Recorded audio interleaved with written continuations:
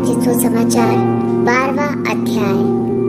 इतने में जब हजारों की भीड़ लग गई, यहाँ तक कि वे एक दूसरे पर गिरे पड़ते थे, तो वह सबसे पहले अपने चेलों से कहने लगा, फरीसियों के कपट रूपी खमीर से चौकस रहना।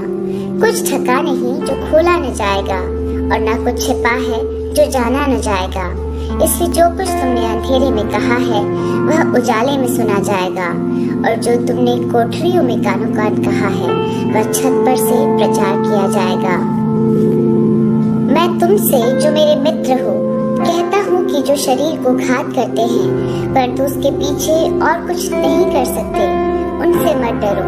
मैं तुम्हें चिताता हूँ कि तुम्हें किससे डरना चाहिए।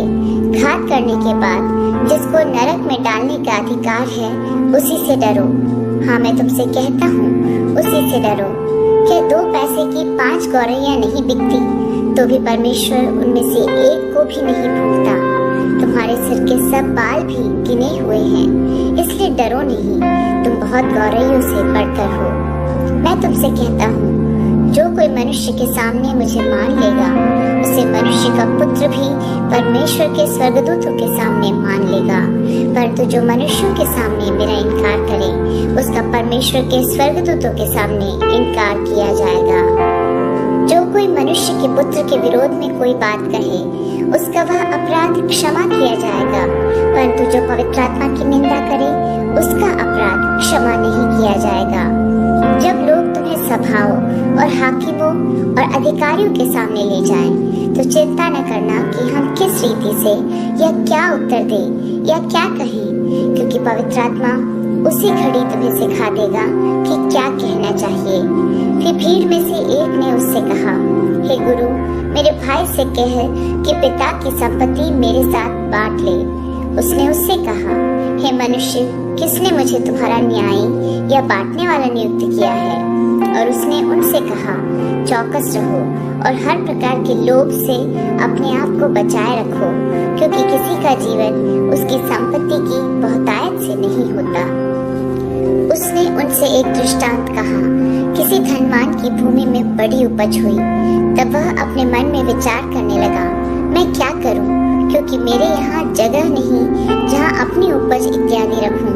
और उसने कहा, मैं यह करूँगा, मैं अपनी बखारियाँ तोड़कर उनसे बड़ी बनाऊंगा और वहाँ अपना सब अन्न और संपत्ति रखूंगा, और अपने प्राण से कहूँगा कि प्राण, तेरे पास बहुत वर्षों के लिए बहुत संपत्ति रखी है, चैन कर, खा पी, सुख से रह।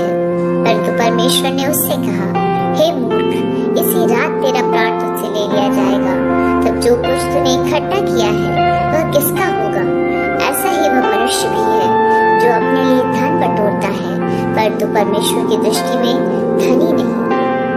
फिर उसने अपने चेलों से कहा, इसलिए मैं तुमसे कहता हूँ, अपने प्राण की चिंता न करो कि हम क्या खाएंगे, न अपने शरीर की कि क्या पहनेंगे, क्योंकि भोजन से प्राण और वस्त्र से शरीर बढ़कर है। कौवों पर ध्यान दो, वे न बोते हैं, न काटते, न उनके भंडार और न खत्ता होता है, तो भी परमेश्वर उन्हें पालता है। तुम्हारा मूल्य पक्षियों से कहीं अधिक है। तुम में से ऐसा कौन है जो चिंता करने से अपनी आयु में एक घड़ी भी बढ़ा सकता है? इसलिए यदि तुम सबसे छोटा काम भी नहीं कर सकते, तो और बातों के लिए क्यों चिंता करते हो? सोसनों के पेड़ों पर ध्यान करो कि वे कैसे बढ़ते हैं।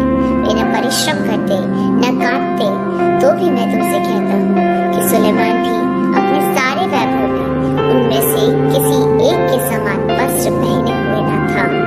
इसलिए यदि परमेश्वर मैदान की घास को, जो आज है और कल भाड़ में झोंकी जाएगी, ऐसे पहनाता है, तो हे अल्पविश्वासियों, वह तुम्हें क्यों न पहनाएगा? और तुम इस बात की खोज में न रहो कि क्या खाएंगे और क्या पिएंगे, और न संदेह करो, क्योंकि संसार की जातियां इन सब वस्तुओं की खोज में रहती है, और तुम्हारा पिता जानता है कि तुम्हें इन वस्तुओं की आवश्यकता है। परंतु उसके राज्य की खोज में रहो, तो ये वस्तुएं भी तुम्हें मिल जाएंगी। हे छोटे झुंड, मत डर, क्योंकि तुम्हारे पिता को यह भाया है कि तुम्हें राज्य दे। अपनी संपत्ति बेचकर दान कर दो, और अपने लिए ऐसे बटुए बनाओ जो पुराने नहीं होते, अर्थात स्वर्ग पर ऐसा धन इकट्ठा करो जो घटता नहीं और जिसके निकट चोर नहीं जाता और कीड़ा नहीं बिगाड़ता, क्योंकि जहाँ तुम्हारा धन है वहाँ तुम्हारा मन भी लगा रहेगा। तुम्हारी कमरें बंधी रहे और तुम्हारे दिए जलते रहे, और तुम उन मनुष्यों के समान बनो जो अपने स्वामी की बाट देख रहे हो कि वह विवाह से कब लौटेगा, कि जब वह आकर द्वार खटखटाए तो तुरंत उसके लिए खोल दे। धन्य है वे दास जिन्हें स्वामी आकर जागते पाए। मैं तुमसे सच कहता हूँ कि वह कमर बांधकर उन्हें भोजन करने को बैठाएगा और पास आकर उनकी सेवा करेगा। यदि वह रात के दूसरे पहर या तीसरे पहर में आकर उन्हें जागते पाए तो वे दास धन्य है। पर तो तुम यह जान रखो कि यदि घर का स्वामी जानता कि चोर किस घड़ी आएगा तो जागता रहता और अपने घर में सेंध लगने न देता। तुम भी तैयार रहो, क्योंकि जिस घड़ी तुम सोचते भी नहीं उसी घड़ी मनुष्य का पुत्र आ जाएगा। तब पतरस ने कहा, हे प्रभु, क्या यह दृष्टांत तू हम ही से या सबसे कहता है? प्रभु ने कहा, वह विश्वास योग्य और बुद्धिमान भंडारी कौन है जिसका स्वामी उसे नौकर चाकरों पर सरदार ठहराए कि उन्हें समय पर भोजन सामग्री दे। धन्य है वह दास जिसे उसका स्वामी आकर ऐसा ही करते पाए। मैं तुमसे सच कहता हूँ, वह उसे अपनी सब संपत्ति पर अधिकारी ठहराएगा।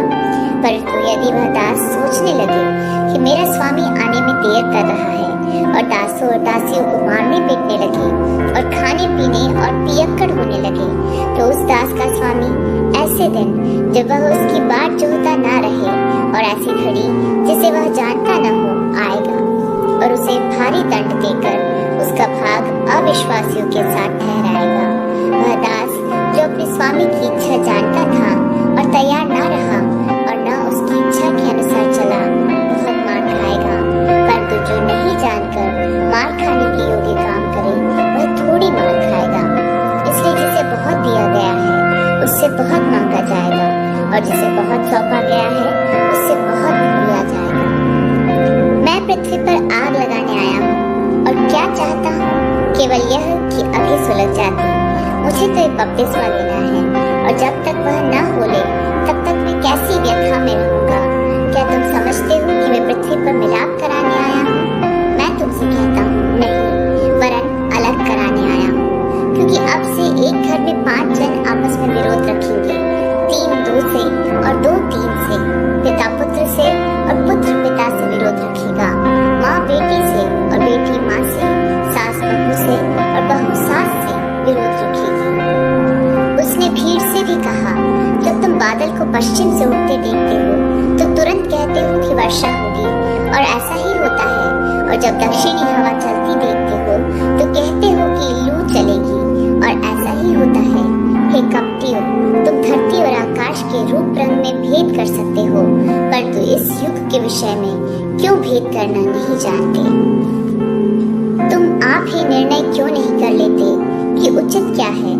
जब तू अपने मुद्दई के साथ हाकिम के पास जा रहा है तो मार्ग ही में उससे छूटने का यत्न कर ले।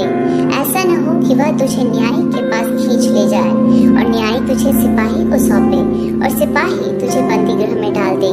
मैं तुमसे कहता हूँ कि जब तक तू दमड़ी दमड़ी भर न देगा तब तक वहाँ से छूटने न पाएगा।